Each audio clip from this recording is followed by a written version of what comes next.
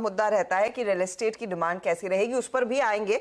Prestige estates के management से भी बातचीत होगी, लेकिन एक डेवलपमेंट और एक बड़ी डेवलपमेंट नोएडा के घर खरीदारों के लिए भी है।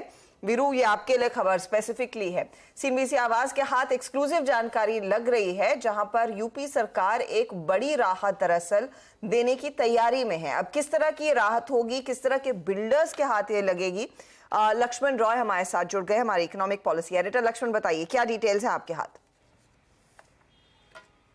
देखिए, दरअसल ये राहत तो पूरे देश भर के घर खरीदारों को होगा, लेकिन तत्काल जो सबसे पहले राहत मिलने जा रही है वह है नोएडा, ग्रेटर नोएडा के जो घर खरीदार हैं उनको। और इसके लिए उत्तर प्रदेश सरकार की कैबिनेट की बैठक में जल्द ही एक खास पैकेज को मंजूरी मिल सकती है। और उस पैकेज के तहत जो बिल्डर हैं या फिर क्या घर खरीदार हैं उनके 2-3 खास प्रावधान किए जाएंगे। पहली बात कि जो रियल एस्टेट डेवलपर हैं उनको कोविड के दौरान 2 साल तक उनका धंधा जो बिल्कुल ठप पड़ा था, उस दौरान जो भी ब्याज और पेनल्टी लगाई गई थी अथॉरिटी की तरफ से, नोएडा अथॉरिटी हो, चाहे ग्रेटर नोएडा अथॉरिटी हो या फिर यमुना डेवलपमेंट अथॉरिटी हो, उन सारे पेनल्टी को माफ कर दिया जाएगा।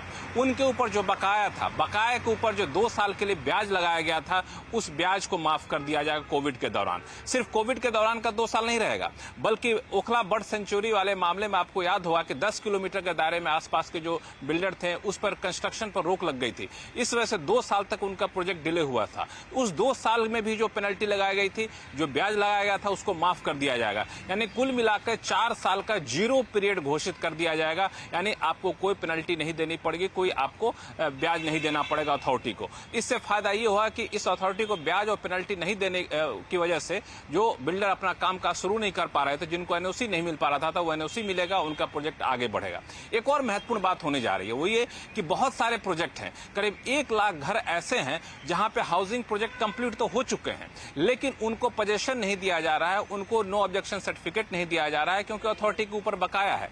तो उसमें यह प्रावधान किया जा रहा है कि भले ही बकाया है, बकाया हम बिल्डर से वसूलते रहेंगे अलग अलग तरीके से, लेकिन रजिस्ट्री नहीं रोकी जाएगी। यानी आपके ऊपर बकाया की वजह से रजिस्ट्री रोकने पर का जो प्रावधान उसको हटा दिया जाएगा। बिल्डर का बकाया भले हो, लेकिन घर खरीदारों को उनकी रजिस्ट्री हो जाएगी। और तीसरी महत्वपूर्ण बात यह की जा रही है कि जो ऑलमोस्ट कंप्लीट घर हैं उनको यह कहा जाए कि बिल्डर के ऊपर बकाया है तो छोड़ दीजिए, आप अपने पैसे से चाहें तो आप अपना इंटीरियर करा करके अपने प्रोजेक्ट को पूरा कर सकते हैं, और आपका जो ड्यू है वो ड्यू आप मत दीजिए। इस तरह से कई सारे महत्वपूर्ण प्रस्ताव हैं जो Noida, greater Noida development authority के बोर्ड में जा रहा है, और बोर्ड के बाद कैबिनेट में जाएगा, और कैबिनेट में जाते ही लागू हो जाएगा। बता दूं कि इस पूरे मामले में देश भर का हिसाब देखें तो 4 लाख से ज्यादा घर खरीदार फंसे हुए हैं, यूनिट हैं, उसमें 4 लाख करोड़ रुपए से ज्यादा के बैंकों के पैसे फंसे हुए हैं, उन सबको राहत मिलेगी। ओके लक्ष्मण जी, एक सेकंड में कोई क्लैरिटी चाहिए। ये जो पेनल्टी और इंटरेस्ट है, ये जो ड्यू है बिल्डर्स का, ये किसको ड्यू है?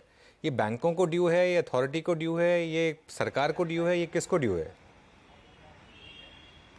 ये बैंकों को ड्यू नहीं है, सरकार को ड्यू कह सकते हैं, क्योंकि ये सीधे तौर पर अथॉरिटी के ऊपर ड्यू होता है। नोएडा बिल्ड अथॉरिटी के अंदर जो रियल एस्टेट डेवलपर आते हैं वो नोएडा अथॉरिटी का बिल्डर के ड्यू है, जो ग्रेटर नोएडा के तहत आते हैं वो ग्रेटर नोएडा के ऊपर ड्यू है, उसका बैंकों से कोई लेना देना नहीं होता। अब प्रत्यक्ष तौर पर बैंकों का लेना देना यह है कि चूंकि ड्यू होने की वजह से प्रोजेक्ट कंप्लीशन सर्टिफिकेट नहीं मिलता है, प्रोजेक्ट चल नहीं पाता है, तो बैंकों का जो लोन है वो चुक नहीं पाता है। तो अप्रत्यक्ष तौर पर बैंकों को फायदा होगा, लेकिन सीधा जो ड्यू है वो अथॉरिटी के ऊपर ड्यू बकाया है, उसकी पेनल्टी, उसने जो ब्याज लगाया था वो ब्याज और पेनल्टी को माफ करने की बात की जा रही है। लक्ष्मण, बहुत बहुत शुक्रिया।